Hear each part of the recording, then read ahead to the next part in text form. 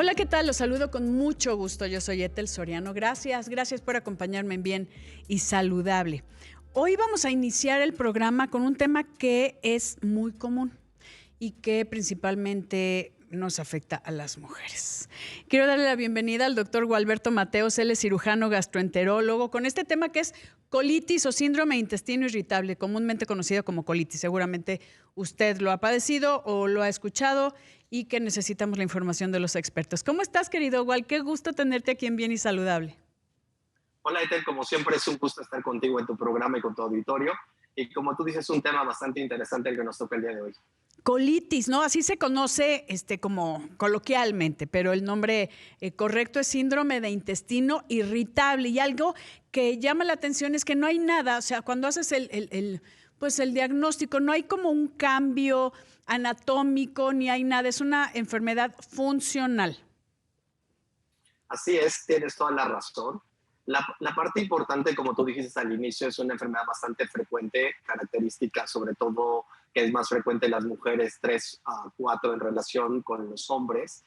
Y lo que tú acabas de decir es importante, es un síndrome que es un conjunto de signos y síntomas que se presentan, pero hasta hace unos tiempos, como tú bien ahorita lo señalaste, se llamaba que era una enfermedad funcional. Hoy el tema ha cambiado un poco de este tema de decir funcional a decir que es una enfermedad de la alteración del eje cerebro-intestino en lo que ahora conocemos como neurogastroenterología. Ujú. Entonces, al ser una alteración del eje cerebro-intestino, pues obviamente se manifiesta, como veremos, con algunos síntomas que diremos, pero hoy la parte importante en que acabas de decir hace unos años, y no hace mucho, decíamos que no había, como tú mencionaste, es una causa orgánica, anatómica o bioquímica que pudiera identificarlo. Yo creo que hemos ido avanzando muy poquito, pero hoy es posible reconocer que algunos pacientes con síndrome de intestino irritable presentan datos de una inflamación de bajo grado a nivel del intestino. O sea, También sí hemos hay una aprendido. inflamación, pero no hay como una alteración anatómica, no es de que, ay, bueno, tengo el colon o el intestino más grande o tengo otra vuelta, o sea, eso es lo que la gente dice, es que algo tiene que haber algo mal, cosas que se pueda operar, ¿no? Que muchas veces Así piensan es. eso. Entonces, sí, y la otra parte importante en lo que hemos avanzado es que también hoy sabemos que la microbiota juega un papel indispensable y fundamental también en la salud orgánica general desde la cabeza a Sí. los pies y no solamente en el intestino. Y obviamente hemos encontrado que algunos de esos pacientes con síndrome de intestino irritable tienen alteraciones tanto en la cantidad, la diversidad de la microbiota y que esta también pudiera estar causando un factor predisponente para que los pacientes la pudieran padecer. A ver, Wal, yo te tengo que regresar un poquito. ¿Qué es la microbiota? Para ti, para mí es un término común, pero mucha gente necesitamos entender que la salud de estos, ¿qué puedo decir? Bichos que viven en nosotros, que nos hacen tener equilibrio, pues le llaman el segundo cerebro a toda la salud intestinal, ¿no? Y esto es parte fundamental de la salud intestinal, la microbiota. ¿Pero qué es? Tú explícanos. Sí, tú dijiste muy bien, son estos bichos, pero no podemos decir que son estos Exacto. microorganismos, que son Microorganismos. pueden ser bacterias, virus, protozoarios, hasta a veces pueden ser parásitos, que los tenemos y conviven con nosotros y que los podemos tener en la piel, en el cuero cabelludo, pero tenemos estas bacterias desde la boca, en el aparato digestivo, desde la boca hasta el ano, y que estas bacterias como tal cumplen una función sobre todo en la parte de importante en competir contra otras bacterias que pueden ser agresivas Ujú. y por eso nos brindan cierta protección, pero también parte importante nos pueden ayudar a poder digerir ciertos alimentos que sería imposible que los digiriéramos y que viviéramos si no tuviéramos estas bacterias que son parte de nosotros viviendo con nosotros, en este caso en el aparato digestivo. Claro, es la flora Hoy intestinal, o sea, para que la gente, porque seguramente lo he escuchado en algunos otros medios, ¿no? Flora intestinal realmente se llama microbiota, pero son benéficos para nosotros, pero cuando hay un desequilibrio, ahí sí viene el problema. así tienes toda la razón. Estas bacterias que conviven nos ayudan, son nuestros comensales, nos dan beneficio. En algunas ocasiones, si están de más o están de menos, también nos pueden, aunque sean benéficas, nos pueden causar enfermedad. Y como tú dijiste, lo conocemos o los conocíamos, mejor dicho, antes como flora intestinal. Ujú. Ahora, ¿qué altera esta microbiota? O sea, ¿qué hacemos mal? Que posiblemente has oído, bueno, seguro, no has oído, seguro has oído del síndrome de intestino permeable o el intestino permeable, que creo que también es como un todo, ¿no? Las personas que se inflaman, que ahorita vamos a mencionar los síntomas y todos los signos para que la gente diga, pues yo puedo tener el síndrome de intestino irritable, pero tal vez estoy haciendo mal la forma, pues los alimentos que consumo, tal vez demasiados carbohidratos y no estoy checando mi microbiota. Así es, o sea, a veces es un poco difícil checarla porque realmente hoy no existe un estudio en el laboratorio que nos podamos hacer y que te digan tienes una flora saludable, así como tu programa, Sí. sino que es difícil poderlo determinar. Hoy sabemos que, por ejemplo, nuestra microbiota para cada uno de nosotros es única y específica desde el momento en que nacemos, y esto está marcado si nacimos por parto, por cesárea, si recibimos o no lactancia en seno materno. También está marcada si de niños nos enfermamos y recibieron muchos antibióticos, porque todo esto va a ir transformando tu flora intestinal. O regresemos a ese nombre para que la gente lo Ok. entienda mejor.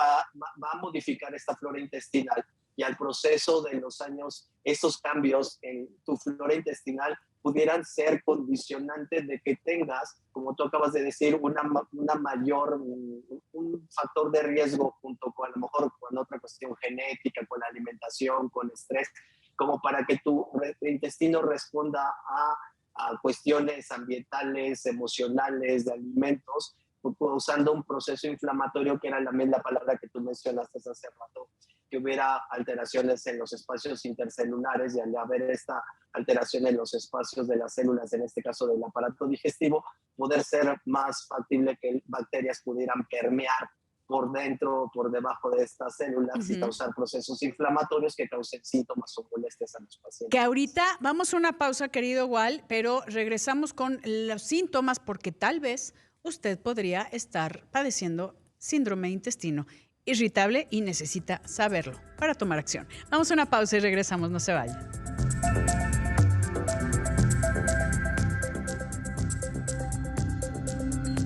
Alberto Mateos, él es cirujano gastroenterólogo, acerca del síndrome de intestino irritable, que seguramente usted conoce como colitis. Y algo que necesitamos, Wal, querido Wal, es decir qué síntomas son. Cuando te tienes que desabrochar el pantalón en la tarde porque estás con una panza enorme y te sientes inflamado, cuéntanos. Ok, como tú acabas de decir, el síndrome de intestino irritable, conocido para la mayoría de la gente como colitis, es una enfermedad crónica, es una enfermedad recurrente. Algo que es importante, es una enfermedad que no se cura, sino que se controla. Y como lo acabas de mencionar, los síntomas predominantes es el dolor abdominal, la distensión abdominal, o sea, el estar inflado o distendido. A veces uno llega a decir, estoy como embarazado, y como tú mencionaste, tener que desabrocharme el pantalón o la falda para poderme sentir a gusto por esta distensión que presento generalmente por las tardes, además de cambios en el hábito y en la frecuencia de la defecación, y esto nos hace poder clasificar al síndrome de intestino irritable, ya sea con predominio a estreñimiento, con predominio a diarrea, o el otro más común en México, que es el mixto o alternante, en donde los pacientes están brincando entre presentar diarrea y estreñimiento, algunos días una, algunos días la otra, acompañados de la distensión y el dolor que están presentes en todos los subtipos. ¿Qué lo causa, Wal? O sea, ¿por qué hay días en que sí tienes el síndrome de intestino irritable? O sea, esa inflamación, esa distensión, ese dolor, y comiendo más o menos lo mismo, y hay otros que no, que estás perfecto. ¿Cuál es ese detonador?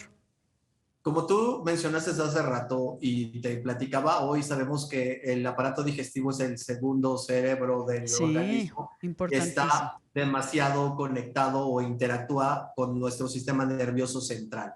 Esto hace que, sobre todo, como tú mencionaste, los alimentos puedan ser en algunos casos detonantes de distensión, de inflamación o de síntomas, pero en muchas ocasiones el estado emocional, a veces lo que pudiera ser un poco de ansiedad, tensión, enojo, todo lo que pueda sacar a un paciente de su estado de bienestar y de tranquilidad, pudieras también ser o manifestarse, y al producirse estas neurotransmisores a nivel cerebral bajo estas circunstancias emocionales también repercutir en el intestino, aunque tú estés llevando una dieta sana, con vegetales o ciertas cosas que el paciente puede considerar que puede ser sano, pero las cuestiones emocionales pueden influir de manera importante en que nuestros pacientes tengan molestias. A ver, para entenderlo mejor, en el momento que yo tengo unas emociones, hay ciertas sustancias cerebrales que tienen un impacto en mi salud intestinal. Así es. O sea, porque diríamos, pues, ¿qué tiene que ver si estoy ansioso? Pero si hay, químicamente hay cambios en el cerebro. O sea, de verdad que sí somos parte fundamental de todo lo que pensamos, lo que sentimos, y estamos amarrados, estamos conectados en todo. Así es, y esto ha dado base en que hoy no solamente haya gastroenterólogos o haya cirujanos que hacen cirugía del aparato digestivo como yo, que eres sino un que buenazo. aparezca una nueva especialidad que se llama neurogastroenterología. Ándale. Y obviamente en esta parte de esta neurogastroenterología es donde estamos en la actualidad buscando toda esta relación que tiene el sistema nervioso central, los probióticos, anteriormente flora intestinal y otros múltiples factores que pueden estar condicionando síntomas en el aparato digestivo y en donde, como tú dijiste, estas sustancias que producimos a nivel, como puede ser serotonina, acetilcolina, que son sustancias que se producen en nuestro organismo, no solamente tienen una función a nivel cerebral, sino también en muchos de nuestros pacientes pudieran tener una actividad a nivel del intestino, siendo responsable o causa de la distensión, del dolor, de la diarrea, del estreñimiento y de muchos más síntomas que están relacionados en esas alteraciones del eje cerebro-intestino que pueden ir desde la boca hasta el ano. Oye, se me hace súper interesante y qué bueno que ya se esté estudiando, sabiendo que el intestino es nuestro segundo cerebro y tiene implicaciones también hasta de nuestro sistema inmunológico, que es importantísimo que lo mantengamos de la mejor forma posible. Pero ahora, ¿cómo diagnosticas un síndrome de intestino irritable o colitis si tal vez me dio una vez esta inflamación y en 2 meses no? O sea, ¿cuándo es una enfermedad o cuándo es algo pues que se dio de única vez? Como te decía hace un momento, es una enfermedad crónica recurrente. Y esto implica que en general el paciente que tiene síndrome de intestino irritable no nace con él, pero en algún momento de la vida, bajo ciertas circunstancias, como puede ser el haberse enfermado, por ejemplo, de una gastroenteritis, de una salmonela, un evento emocional importante, detonador, a partir de ese momento el paciente empieza a presentar estos síntomas de manera crónica. Generalmente, esta enfermedad afecta a personas generalmente en etapa productiva. O sea, la mayoría de los pacientes pueden ser que estén entre los 20 y los 50 años, cuando están sometidos a una mayor carga de trabajo emocional y familiar. Es muy raro, aunque no es imposible, ver a niños que padezcan síndrome de intestino irritable. E igual no es muy normal, pero llegamos a encontrar algún paciente también de tercera edad que lo puede tener, pero generalmente el mayor población o pico que padece esta enfermedad, pues te digo, estará entre los 20 y los 50 y los factores obviamente emocionales y la alimentación serán los más importantes como para que checarlos y poderlo determinar. A ver, igual, y una pregunta, o sea, si tengo una inflamación, y tal vez pienso, es que me cayó pesado o estaba echado a perder, lo que sea, cualquier cosa que cada uno nos vamos poniendo en la cabeza. ¿Cuándo ya es una enfermedad crónica? ¿Cuándo debo ya de buscar ayuda y obviamente tener un diagnóstico con expertos como tú y ya tomar el tratamiento? Aquí comentábamos acerca de que cuando, o sea, puede ser una cosa que se da en ocasión única porque pues comimos tal vez cosas que nos pueden provocar gas y que nos inflama y sentimos dolor porque obviamente pues hay cierta fermentación de algunos alimentos y nos puede causar problemas. Yo te preguntaba, querido Gualberto Mateos, ¿cuándo ya es una enfermedad y con qué frecuencia lo podemos distinguir? Que puede ser una ocasión, y lo voy a decir, por ejemplo, mexicanos, comemos muchos frijoles, pero sí pues se fermentan o nos provocan gas. ¿Cuándo ya es una enfermedad que va relacionada a este eje cerebro-intestino?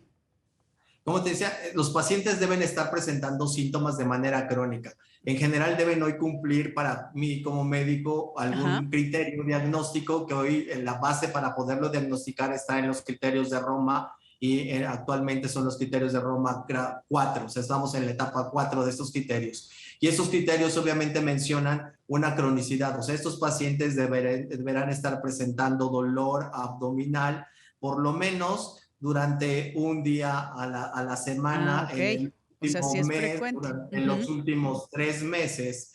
Y además debieran de cumplir que cuando obviamente el paciente presenta el dolor, el paciente está presentando cambio tanto en la frecuencia de las evacuaciones como en la característica de las evacuaciones. Entonces hoy el diagnóstico se basa sobre todo en poder establecer esta periodicidad y esta frecuencia en base a estos criterios de Roma y obviamente en aquellos pacientes que nunca en la vida tuvieron antecedentes de colitis o en aquellos pacientes jóvenes, pues poder descartar otras enfermedades como podría decir un paciente pudiera tener un cáncer de colon. Ay, no, cállate. Pero estoy platicando con el doctor Gualberto Mateos acerca del síndrome de intestino irritable. Él es un cirujano gastroenterólogo del Hospital Ángeles del Pedregal, un gran médico. Y estábamos comentando, querido Gual, que estos criterios de Roma dicen que por lo menos una vez por semana, ¿por cuántos meses? Por lo menos de que se repitan en los últimos 3 meses, con síntomas que empezaron antes del diagnóstico, mínimo 6 meses antes. Ok, así que como que empezabas medio... y hay cambios también en las formas de evacuación, puede ser diarrea o estreñimiento, pero aquí mencionabas algo antes de irnos a una pausa. Hay otras cosas que pueden pasar y que debemos de tomar en cuenta, ¿no? Por ejemplo, un cáncer de colon, que hay ciertas, o sea, suceden cambios y que no puedes decir, pues seguramente es síndrome de intestino irritable o es mi colitis. Cuando no se resuelve o no tienes un diagnóstico, tienes que buscar ayuda. Así es.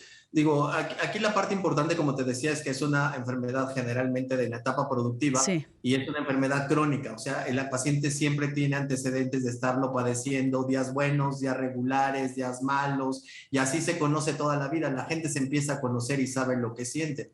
Si nosotros encontramos en algún momento un paciente que llega de 60, 50 años, donde nunca en la vida ha tenido molestias y de repente el paciente empezó con dolor y estreñimiento, pues obviamente habrá que tener pues una atención especial por este paciente, porque lo más seguro es que si este paciente nunca antes lo había tenido, va a ser muy poco probable que tenga un síndrome de intestino irritable que esté debutando o empezando en esta edad, y habrá que buscar otras enfermedades, como tú dices, que puedan estar presentes desde enfermedad diverticular, o sea, diverticulitis, que son unos chipotitos que le salen al intestino y que se llegan a inflamar y que pueden causar dolor, hasta poder descartar que un paciente pudiera estar cursando con un tumor del aparato digestivo, un cáncer del colon, y que el paciente pueda pasar desapercibido, pueda pasar mucho más tiempo pensando en que tiene colitis y no recibe una atención adecuada y oportuna. Pero aquí lo importante, si empezaste con la sintomatología, querido Gual, es ir con un líder que te diga, ok, tienes esto,